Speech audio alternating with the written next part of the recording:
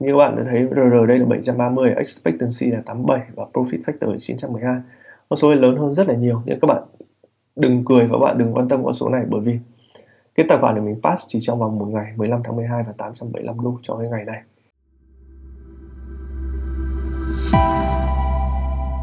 Chào mừng các bạn đã quay trở lại với Forex, mình là Minh. Và hôm nay mình thực sự rất là vui và có rất là nhiều cái điều muốn chia sẻ với các bạn. Thứ nhất là với cái tài khoản FTMO hôm trước, cái tài khoản 10.000 các bạn còn nhớ, thì cái tài khoản đó mình đã chính thức rút được tiền từ FTMO. Tuy rằng số tiền nó không nhiều nhưng mà nó cũng là một cái cột mốc đáng nhớ trong cái hành trình phát triển của mình. Và sau đấy nữa thì mình có thêm cái thử thách một cái tài khoản 10.000 nữa, mình cũng đã pass qua cái tài khoản đó rồi. Và ở thời điểm hiện tại thì mình đang có một cái tài khoản 100.000 và cái tài khoản đấy là mình cũng đã pass cái tài khoản đó rồi. Và đấy là những cái điều mình thực sự mình rất là vui và muốn chia sẻ với các bạn. Tuy nhiên thì cũng có một vài điều cũng khiến mình hơi buồn. Ví dụ như là những cái comment như thế này và như thế này. Và mình nghĩ là những cái điều đó thì nó chỉ là một cái nỗi buồn nó nho nhỏ thôi trong cái niềm vui lớn của mình. Và mình cũng muốn chia sẻ lại cho mọi người cái hành trình là những cái bước để chúng ta nhận tài khoản FTMO như thế nào, những cái bước mà chúng ta rút tiền từ FTMO như thế nào, và liệu rằng chúng ta đánh cái tài khoản 100.000, cái số tiền nó to hơn gấp 10 lần so với tài khoản 10.000 thì nó có khó hơn hay nó có những cái áp lực tâm lý gì nhiều hơn so với tài khoản nhỏ hay không. Và cái câu chuyện của mình sẽ chia sẻ cho mọi người. Và lưu ý, đây là phong cách đánh cá nhân của mình, có thể nó sẽ không phù hợp với rất là nhiều người và nó đem lại rất là nhiều cái rủi ro. Tuy nhiên mình đã đạt được cái mục đích của mình khi đã pass qua được FTMO và mình đã rút tiền được từ FTMO. Vậy nên nếu cái video này có thể là nó không phù hợp với phong cách đánh của các bạn thì các bạn hãy vui lòng tôn trọng cái phong cách đánh của mình. Và cái câu chuyện của mình sẽ chia sẻ hết cho mọi người bằng những kinh nghiệm của mình. Và chúng ta cùng bắt đầu. Và sau đây mình sẽ chia sẻ lại cho các bạn về cái trình tự cấp tài khoản cũng như là trình tự mà nạp rút tiền ở bên FTMO.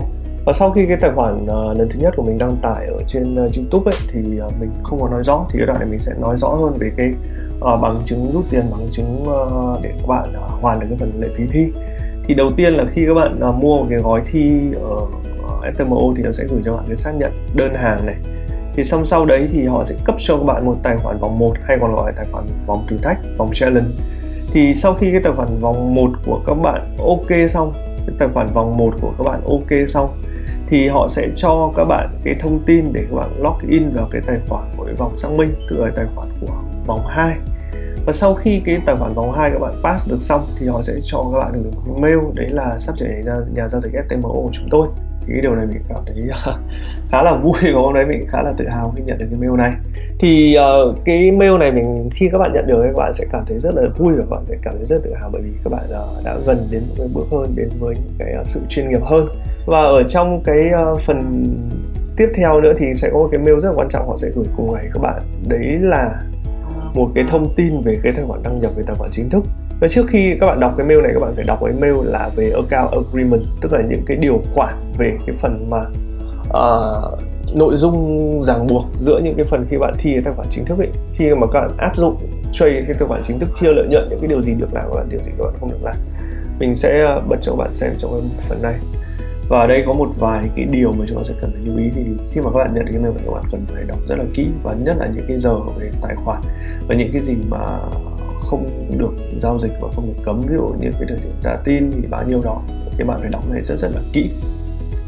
Sau đấy thì các bạn cứ giao dịch như bình thường. Thì khi nào đến cái ngày mà phân chia lợi nhuận thì họ sẽ gửi cho bạn một cái mail trước đó. Thì sắp đến ngày đó rồi thì các bạn chú ý. Và cái điều chú ý ở đây là gì? Là những cái lệnh mà các bạn mở thì các bạn sẽ phải đóng ở trong ngày đó, còn nếu không thì nó sẽ phải là đóng bắt buộc. Thì để cho báo trước cho chúng ta chuẩn bị thì mới đây một sự rất là chuyên nghiệp. Xong sau đấy thì các bạn cũng thấy được là đến ngày mùng 3 này, thì đến ngày mùng 4 này nó sẽ có một cái thông báo để nhắc lại ở cả withdraw này. Tháng vừa rồi các bạn giao dịch có lợi nhuận này thì sẽ đóng tất cả những lệnh ở trong cái cuối ngày giao dịch này, và chúng tôi sẽ thực hiện việc rút tiền. Xong sau đấy thì đến cái phần yêu cầu thanh toán, khi mà người ta làm cái lệnh thanh toán của mình ấy, thì người ta sẽ gửi cái này, yêu cầu thanh toán này. Và tiếp theo nữa là đến chỉ khoảng 2 ngày sau thôi, nó sẽ báo là khi mà cái lệnh chuyển tiền nó được xử lý, nó sẽ gửi cái mail vào payout process này. Đó, mình thấy khá là nhanh. và sau khoảng tầm mấy ngày nữa thì nó sẽ hoàn lại cái phần phí thi. Thì lát nữa ở trong cái phần login vào cái trang chủ của FTMO mình sẽ chỉ cho mọi người xem. Và cái tiếp theo nữa là họ sẽ cấp cho chúng ta một cái tài khoản mới, tức là cứ hết một cái kỳ thanh toán này thì cái tài khoản cũ sẽ đóng và không vào được nữa, và chúng ta sẽ cấp một cái tài khoản mới. Đó, thì ở sau đây mình sẽ mở tiếp cho mọi người trên cái trang web của FTMO để mọi người xem. Và đây là cái phần giao diện login vào cái tài khoản FTMO của mình. Và như ở trong cái clip trước của mình đăng lên thì có rất là nhiều bạn bảo là tại sao đây là tài khoản của mình thì mình phải giấu tên, mình phải giấu email, mình phải giấu tất cả những thông tin. Thì cái lý do cơ bản nhất đây là có ngoài những cái phần email, những cái phần thông tin thì mình buộc là mình phải che đi, đúng không ạ? Bởi vì email này ở đây còn số điện thoại, còn quốc gia, có địa chỉ của mình ở dưới, những cái thông tin cá nhân thì mình không muốn hiện những cái thông tin đó ra.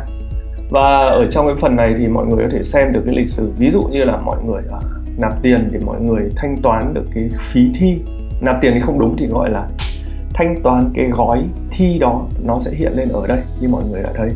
Thì như ở đây sau khi bấm vào phần billing thì mọi người sẽ thấy ở đây nó sẽ hiện ra cái lịch sử thanh toán cái phần lệ phí thi của mọi người. Ví dụ ở đây mọi người mua gói thì 10.000 thì nó sẽ hiện lên ngày bao nhiêu đây, số tiền thanh toán bao nhiêu để chúng ta về sau cho nó dễ kiểm soát. Còn khi mà chúng ta rút tiền thì nó sẽ ở trong cái phần là FTMO Trader này. Các bạn bấm vào đây thì bạn sẽ thấy, để mình bấm cho các bạn xem. Và ở đây ở trong cái phần giao diện là FTMO Trader ấy, thì ở đây các bạn sẽ thấy được những cái phần hợp đồng này, phần payout là phần quan trọng nhất. Đây là cái phần mà lịch sử người ta sẽ thanh toán tiền cho mình ngày nào. Và như ở đây của mình là ngày 5 tháng 1 năm 2022. Và chúng ta nên nhớ được là sau khi chúng ta được thanh toán cái phần chia sẻ lợi nhuận của chúng ta thì chúng ta sẽ được hoàn trả lại cái phần lệ phí thi. Và nó đâu đấy nó mất khoảng mấy ngày. Ví dụ như ở đây cái rút tiền của mình là ngày mùng 5 này, thì đến ngày mùng 7 họ thanh toán này, và tầm đến ngày mùng 10 là họ hoàn trả lại phần tiền lệ phí thi. Và mọi người sẽ thấy được là mình ở FTMO ấy thì mình thấy khá là hài lòng với cái điểm này, tức là khi chúng ta trở thành cái nhà giao dịch chính thức của họ thì họ sẽ hoàn trả, tức là chúng ta không mất cái phần lệ phí thi nữa. Và đây mình thấy một cái điểm khá là hay.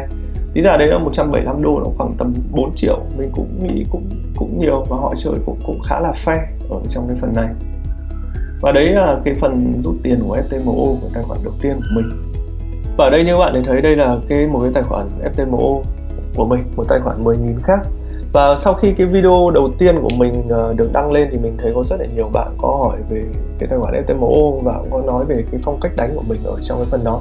Mình cũng muốn thử sức lại và mình cũng muốn thi lại để mình xem là cái việc pass qua những cái quỹ ở FTMO nó có quá là phức tạp hay không.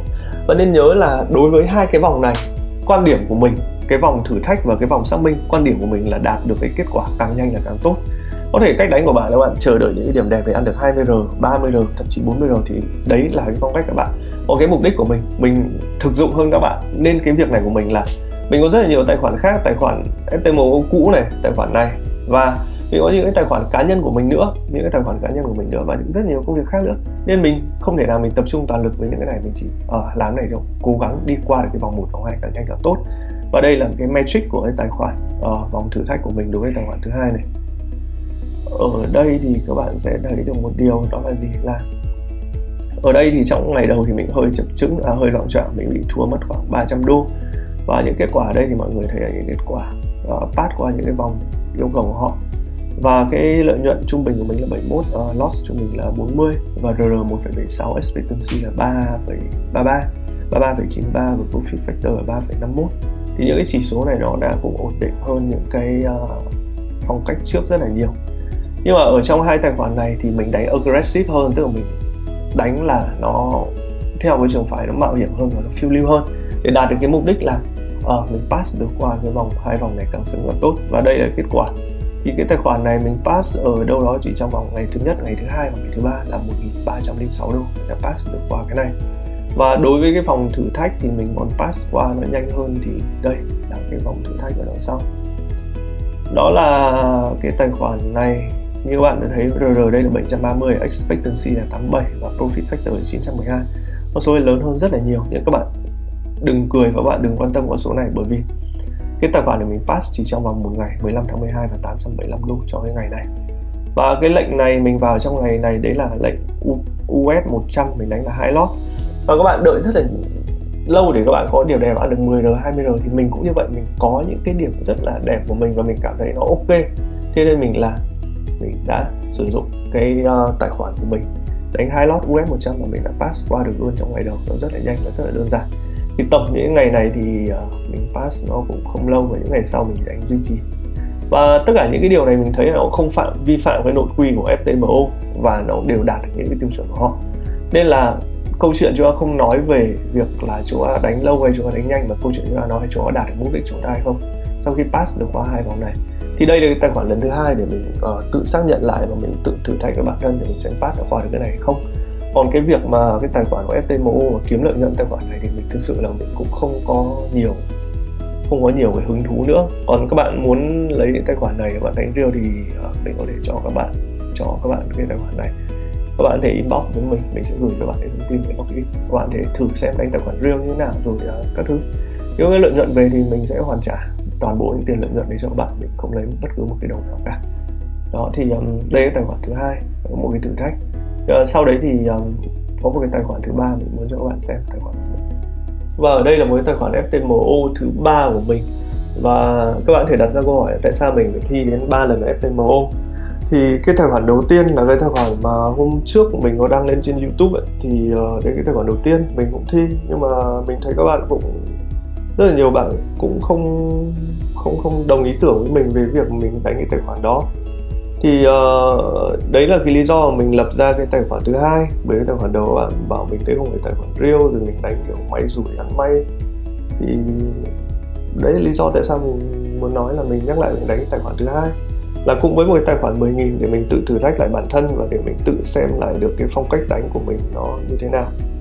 Và cái tài khoản thứ 2 lúc nãy mình cho các bạn xem thì mình cũng đã pass được qua cái tài khoản đó rồi. Và tài khoản đấy mình đánh cũng hơi aggressive, tức là đánh cũng hơi mạo hiểm, nhưng mà nó cũng phù hợp với cái quy định của FTMO và mình thấy nó không vi phạm cái điều khoản gì cả. Cái cuối cùng chúng ta quan tâm đấy là cái kết quả và cái mục đích của cái việc vòng challenge, vòng verification đối với mình là mình muốn pass được qua vòng đó càng sớm càng tốt. Và đấy là 2 tài khoản 10.000. Thì từ 2 tài khoản 10.000 đấy mình dẫn đến cái tài khoản thứ 3. Đó là cái tài khoản này thì mình đưa ra câu hỏi cho mình và là đưa ra một cái thử thách cho bản thân nó lên một mức cao hơn. Liệu rằng cái tài khoản 10.000 với cái tài khoản với cái mức thi nó cao hơn thì nó có kiểu khó hơn rất là nhiều. Ý mình nói về mặt tâm lý khi quản lý tài khoản lớn nó khó hơn rất là nhiều hay không. Thì đấy lý do mình quyết định mình lập cái tài khoản thứ 3 này. Và cái phần build link ở đây như các bạn đã có thể thấy thì build link ở đây mình mua cái gói này vào ngày 11 tháng 1 năm 2022, cũng mới đây thôi. Và ở đây thì chúng ta cũng có mấy vòng. Đây là vòng challenge thì mình sẽ bật cái phần metric này lên cho các bạn xem. Và đối với tài khoản 100.000 này thì cái phong cách đánh của mình vẫn duy trì, và mình vẫn quan điểm của mình là mình để mình pass qua được cái vòng này càng sớm càng tốt. Và đây là cái metric của mình, và nó đánh cũng aggressive như cái tài khoản ở cái vòng kia.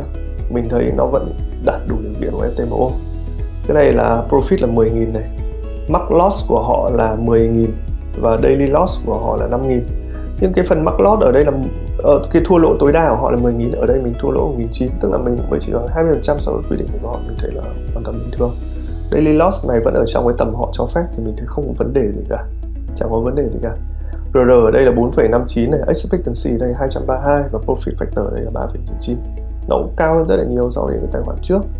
Thì ở đây mình pass được cái này thì trong vòng ngày 11 và ngày 12, 5.000 với 5.000 mình thấy cũng đã vượt qua được cái thử thách này rồi. Còn có thể mình đã nói rồi, các bạn xem video với những quan điểm khác nhau, nhưng ở đây mình đã pass được qua cái vòng này. Và mình nghĩ là cái đích đến mới là cái kết quả, mới là cái đích đến cuối cùng. Thì sau vòng challenge thì mình sang vòng verification. Nó cũng giống như tất cả những cái tài khoản 10.000 khác. Tài khoản 100.000 thì số tiền nó to thôi, còn những cái bước nó vẫn thế. Cái tài khoản này thì đây, mình đánh nó đi lên đều. Và ở đây thì cái ngày mình quay video thì nó mới được đâu khoảng 4 ngày. Và cái profit nó 5.000 thì mình đã đạt được rồi. Cái mark loss của nó 10.000 thì mình âm chỉ có 1.600, tức là mình chỉ khoảng 16% so với cái cho phép của họ. Mình thấy rất là ok. RR là 1,98, expectancy là 69 và profit factor là 2,47. Thì cái tài khoản này chỉ trong vòng tầm một ngày là mình được 4.300 này. Các bạn ở đây cái yêu cầu nó 5.000 này. Đây là 4.300 này, thì mình pass cái gần như là pass qua tài khoản trong vòng một ngày. Còn những ngày còn lại mình chỉ đánh nhỏ nhỏ để mình duy trì thôi. Và cái phong cách đánh nó cũng y như vậy. Khi mà mình có những cái điểm đẹp ấy và những cái loại tài sản chủ đạo mình giao dịch thì mình vẫn đánh với cái số lót nó to. Còn các bạn đừng nói là cái số 5 lót này nó là mạo hiểm. 5 lót này nó không mạo hiểm bởi vì nó phù hợp với cái size của tài khoản. Tài khoản này tài khoản 100.000 đô nhé, tài khoản 100.000 đô. Và cái điểm của mình là mình cũng chờ đợi đến cái điểm rất là đẹp, và mình thấy những cái đường đi, những cái xu hướng của thị trường rõ ràng thì mình vào. Và mình cảm giác cái phong cách đánh này thì nó cũng phù hợp được với mình. Nên là đó, có thể nó sẽ không phù hợp với rất là nhiều bạn, nó sẽ đem lại rất là nhiều cái rủi ro. Rất là nhiều rủi ro, mình nhắc lại rất là nhiều rủi ro. Nhưng cái này nó phù hợp thứ nhất là với cái khả năng của mình, thứ hai nó phù hợp với cái số tiền trong tài khoản, và thứ ba nó phù hợp với cái ý tưởng của mình là để pass qua cái vòng này càng nhanh càng tốt. Chứ mình không muốn dây dưa một cái tài khoản mình cầm ngâm đến 30 ngày đến 45 ngày để pass qua được cái này, thì mình không muốn cái câu chuyện đó. Mình muốn làm càng nhanh càng tốt để mình sang câu chuyện khác. Bởi vì những cái tài khoản FTMO này như mình đã nói, nó là những cái thử thách của mình, và mình muốn mình vượt qua được những thử thách đó. Còn nhắc lại một lần nữa, cái việc mình kiếm lợi nhuận đối với tài khoản FTMO này không có nhu cầu lắm. Thì đấy là cái tài khoản thứ ba của mình muốn cho các bạn xem. Vậy là hành trình thi FTMO của mình nghĩ là cũng sẽ dừng lại ở đây thôi. Bởi vì như mình đã nói ở trong xuyên suốt cái video này, đó là mình thi FTMO không phải mục tiêu chính của mình là vì lợi nhuận. Bởi vì nó có những cái mà mình cảm thấy không thoải mái lắm khi thi FTMO. Vậy nên là với những cái trải nghiệm như vừa rồi thì mình nghĩ cũng đã khá là đủ để biết được là thi quỹ nó sẽ như thế nào. Và trong tương lai thì có thể mình sẽ chinh phục thêm những quỹ khác nữa, ví dụ TCF hoặc là Prop Trading hoặc là MFF, để cho có thêm những cái trải nghiệm mới. Còn ở thời điểm hiện tại thì với FTMO thì mình nghĩ là mình sẽ dừng ở đây. Và nếu các bạn nào muốn biết thêm những thông tin về FTMO cũng như là quá trình thi mà mình có thể giúp gì được cho các bạn, thì mình hoàn toàn rất là vui sẽ chia sẻ tất cả những cái thông tin đó. Và các bạn có thể liên hệ với mình qua Telegram hoặc qua số của những cái bạn thư ký như các bạn thấy ở trên màn hình. Và một lần nữa cảm ơn các bạn luôn theo dõi Em Forex, và hẹn gặp lại các bạn ở trong video lần sau. Xin chào.